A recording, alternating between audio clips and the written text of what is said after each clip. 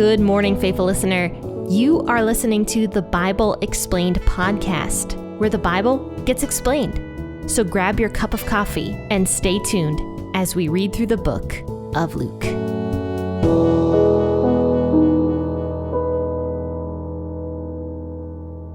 Well, hello there and good morning, friends and faithful listeners. This is Jen here with the Bible Explained podcast. I just sent out an email from the website yesterday, and I do want to tell you guys that I am no longer sending out emails to anybody that is not directly subscribed to the website, because I didn't realize that I was doing that. So anybody that contacted me or anything would receive an email. And then I got a spam complaint that I was doing that. And I'm like, oh, I shouldn't be doing that. So I'm sorry to anybody who did not want to get emails that was getting emails from me. However, if you do want to get emails, because I do put a lot of information in my emails, if you want to get them, go over to the website and subscribe. And also when you subscribe, you're going to receive 2 free chapters of my book, Out of the Mire, when you sign up for emails. So I just want to throw that out there that I didn't mean to email everybody. And I'm sorry if you received an email not wanting one. But for those of you who do want the emails, like I said, go to the website and subscribe. But I do have a really exciting announcement that I briefly mentioned. My sister is taking over the blog on P40 Ministries. So she is joining the P40 Ministries team. So now instead of just me, it is now me and my sister. We just published her first blog post, so that's over. Ouch. I just hit myself with the microphone. I hit my teeth. Okay. Anyway, as I was saying, we just published her first blog post over on the website, and it's talking about where did the Bible come from? So go over and read that. I'm actually going to link that in the description of this podcast episode. So if you're curious about where the Bible came from, or if you have questions about that and how we have it today after so many years, go over to the website, check out the blog post my sister wrote on that. But today, let's read Luke 22, verses 63 through 71. We're finishing up Luke chapter 22, and we're moving into Luke 23. And you guys know what that means. We only have 2 more chapters in Luke before we are done with the book and moving on to the book of John. I am excited to start the book of John because it's very different. It's quite different from the other gospels. I love the gospels because they complement each other so well. But John was a very different writer. You can definitely tell by his style. It's just very unique and very different. But anyway, let's go ahead and read Luke chapter 22, verses 63 through 71. I will be reading out of the WEB as per usual, but feel free to grab your cup of coffee or your cup of tea and also your favorite translation of the Bible and just sit back and relax as we read this together. Having blindfolded him, they struck him on the face and asked him, "Prophesy, who is the one who struck you?" And they spoke many other things against him, insulting him. As soon as it was day, the assembly of the elders of the people were gathered together, both chief priests and scribes, and they led him away into their council, saying, "If you are the Christ, tell us." But he said to them, "If I tell you, you won't believe. And if I ask, you will in no way answer me or let me go. From now on, the Son of Man will be seated at the right hand of the power of God." They all said, "Are you then the Son of God?" And he said to them, "You say it, because I am." They said, "Why do we need any more witness? For we ourselves have heard from his own mouth." So a lot has happened so far in Luke 22. We went from Judas being the betrayer to the Passover, to Jesus being betrayed, to Peter denying Jesus and all the disciples running from Jesus. So to understand more about this, we kind of have to understand Jewish law also, to really see how both hypocritical and wrong this really was. So first and foremost, let's talk about the account from Matthew. Matthew actually gave details regarding Jesus' nighttime trial. And the nighttime trial was actually against Jewish law. We read that in the Old Testament already. We read that no trial was supposed to happen at night. It was always supposed to happen during the day. And that is because people are tired at night, and it's just stupid to do trials at night. Why would you do that? And God makes it clear that he does not want any trials to be done at night because people aren't thinking clearly. They're angry, they're tired, they're hungry, they need rest, they need relaxation, they need sleep. And then during the morning, when they're all refreshed and in a clear mind, that is when they will be able to accurately hear trials and witnesses and be able to properly dole out the sentence that is required for the person on trial. But Matthew gives this account of how the Sanhedrin, which were the lawyers at this time, and also the high priest and the other priests did their own little special, weird, cliquish kind of trial at the high priest's house. And John, when we get into that book, is actually going to talk about another guy named Annas, who was a previous high priest, where Jesus went there also and did a trial there as well. So poor Jesus by this point, like he's already gone through several trials. He's had no sleep whatsoever. He is exhausted, I'm sure, at this point in time. And he has been unfairly treated during all of this. I mean, very clearly. Just the way all of this is playing out, extremely unfair, extremely unlawful, and extremely unbiblical, considering the fact that these high priests and priests were supposed to be the keepers of the knowledge of the Old Testament, but they weren't. They didn't care. All they wanted was their own gain. They wanted just things for themselves. And we know that the reason they hated Jesus and were out to get him so much was because Jesus had the approval of the people. The people loved Jesus and were starting to ignore the priests. So the priests hated Jesus because they didn't want Jesus to take their authority away from them. So they give Jesus this nighttime trial. And this creepy little clique gets together and starts talking about Jesus. They're trying to find all these witnesses. Matthew gives a very detailed account of that nighttime trial that never should have happened. They were trying to find these false witnesses, is what it says. And they were trying to find something, anything that they could use against Jesus to get Jesus killed. But they couldn't find any witnesses that had the same story, is actually what Matthew says. That's another part of the Jewish law. 2 witnesses had to have the exact same story and had to see what was happening. And anybody that was a false witness, God actually said in the Old Testament that false witnesses were supposed to be put to death, which is very clear because false witnesses could potentially destroy a person's life. So if it was found out that a person was a false witness, they were supposed to be put to death because they could have potentially killed another innocent individual. But the priests don't care. They're actively seeking out false witnesses. That's what they wanted. They wanted false witnesses. And they couldn't find any that had the same story of Jesus. They just couldn't find any. But finally, it says in Matthew that they found 2 witnesses that came forward that said, you know, Jesus said that he was going to destroy the temple and rebuild it in 3 days. So they used those 2 witnesses to condemn Jesus based upon that Jesus was some sort of rebel that was going to go and destroy the temple. Now, the other thing about the witnesses that I should mention is that Jewish law said that the witnesses couldn't come forward together. In fact, they were supposed to be interviewed separately, and that was to make sure that they had no contact with each other so that they couldn't try to together get somebody killed or whatever. And that was another part of Jewish law. But once again, that was broken as 2 witnesses are coming together at the same time trying to accuse Jesus of something that he did not do. And all of this account is found in Matthew chapter 26 if you're interested in the night trial that Jesus went through. That's all found Matthew 26.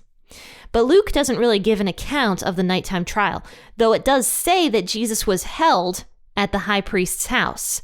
It doesn't give any of the account of what went on at the high priest's house. Rather, Luke focuses more on what Peter was doing and what Peter was going through during Jesus' nighttime trial.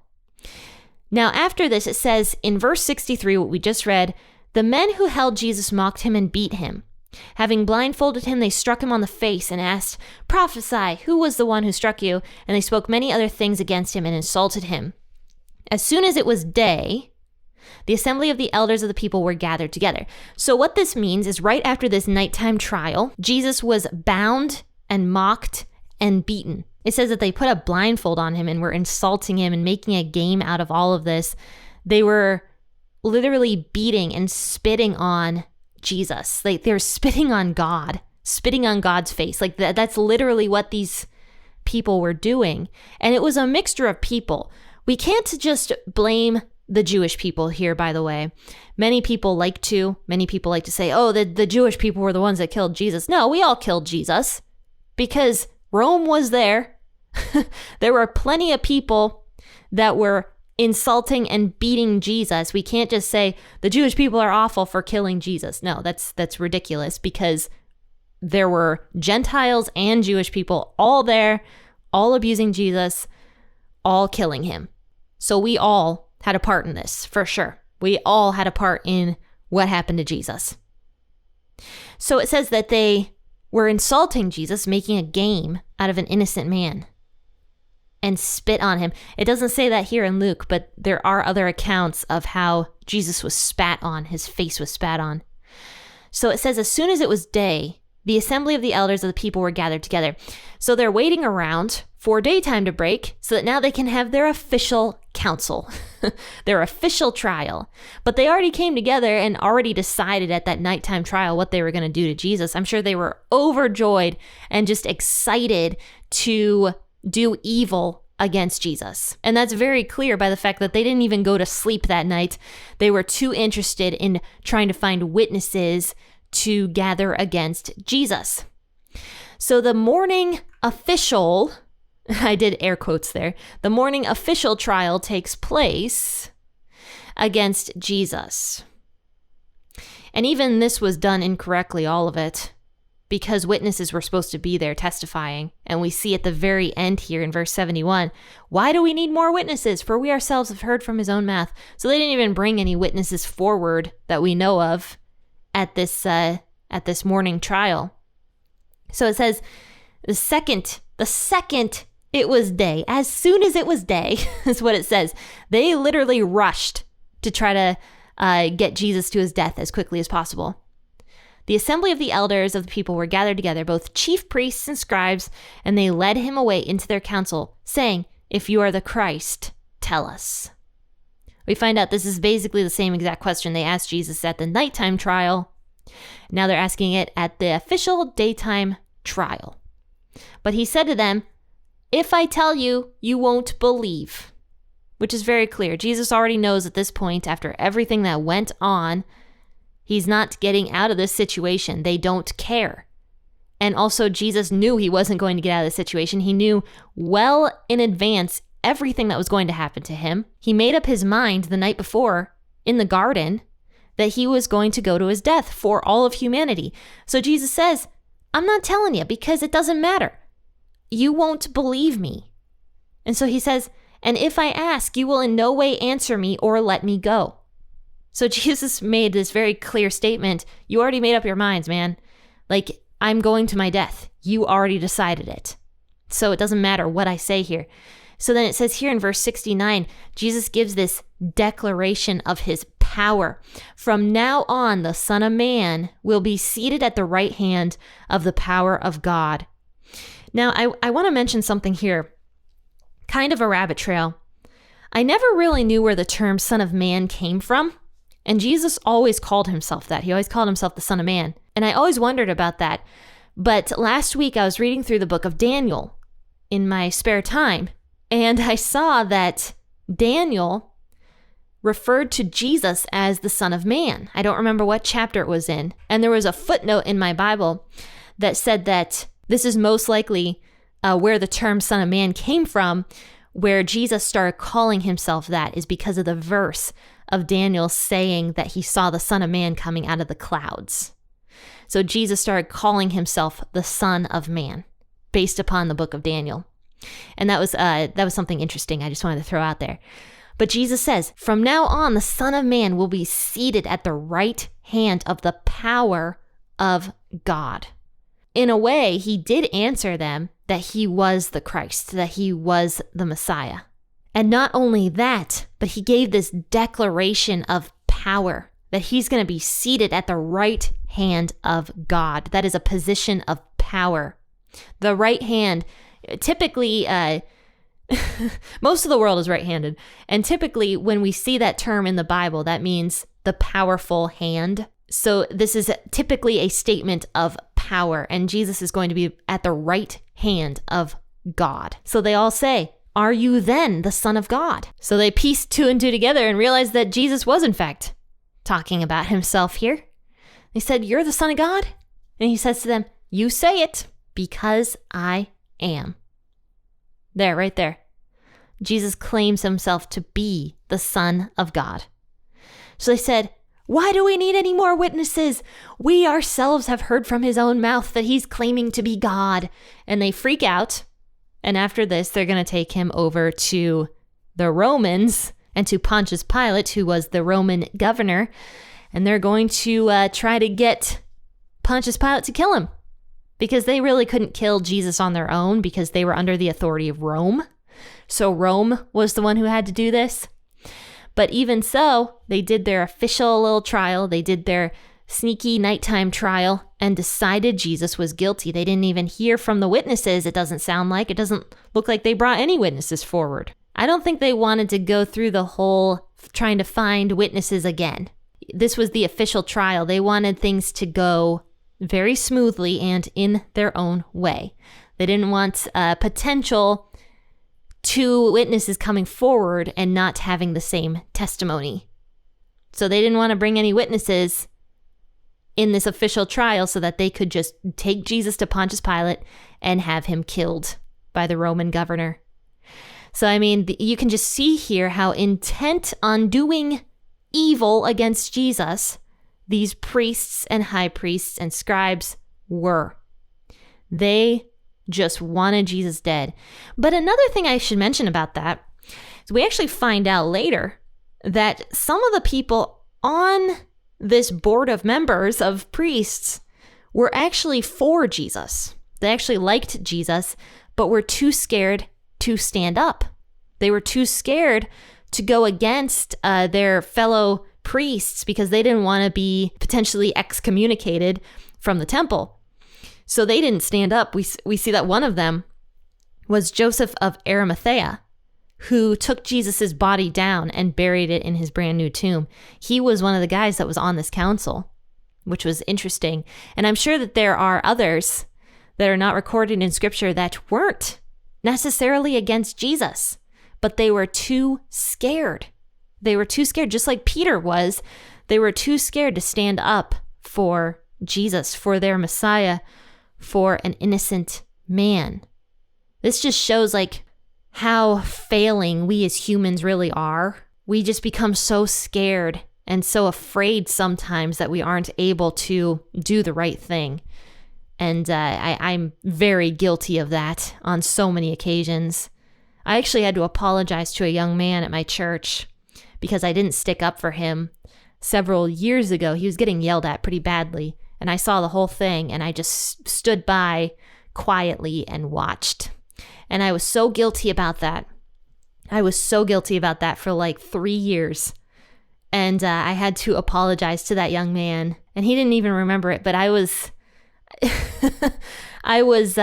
very irritated at myself for doing that. And there's been times also where I've done that, where I'm too scared to stand up and go against the grain, and I end up regretting it. I do that often, actually. And that's just our human flesh failing. We just do that.